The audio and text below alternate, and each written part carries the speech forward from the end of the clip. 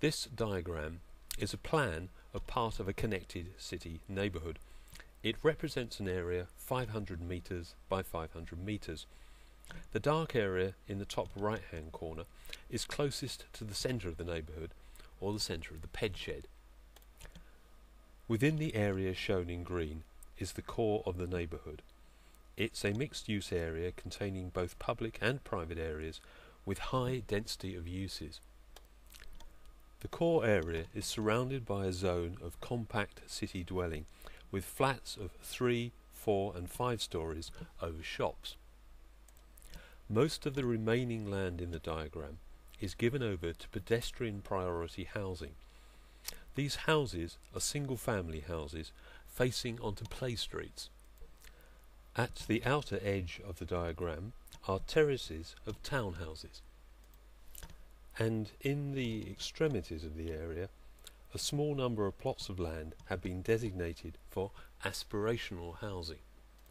The whole neighbourhood is pedestrian priority, with a network of public open spaces linked by play streets to which vehicles are admitted but constrained to a 10 mph speed limit.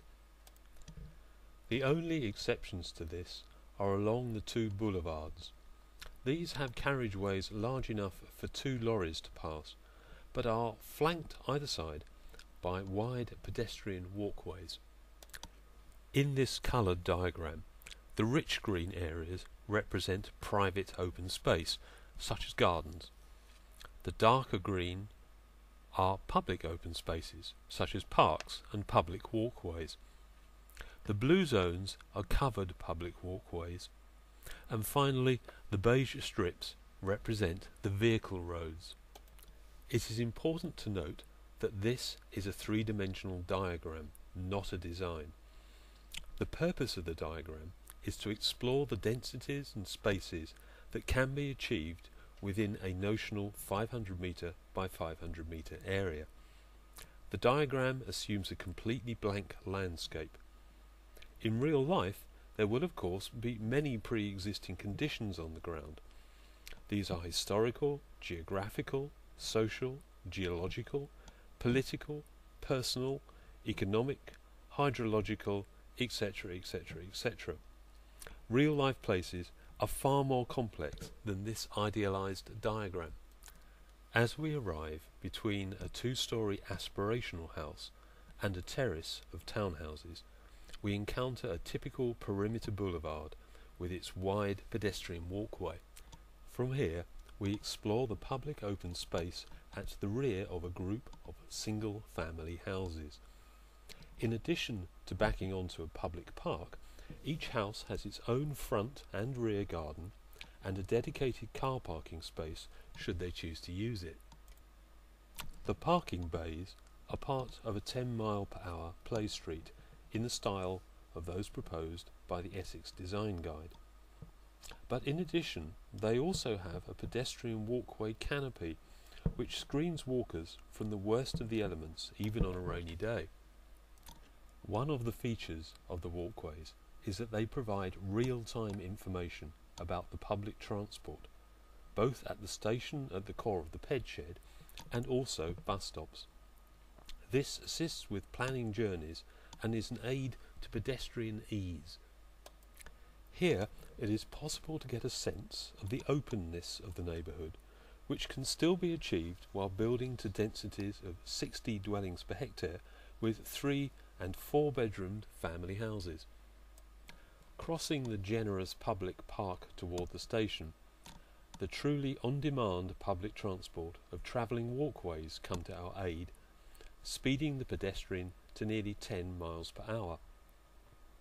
These travellators can have tidal flows at peak times if necessary and are maintained and supported by the city corporation.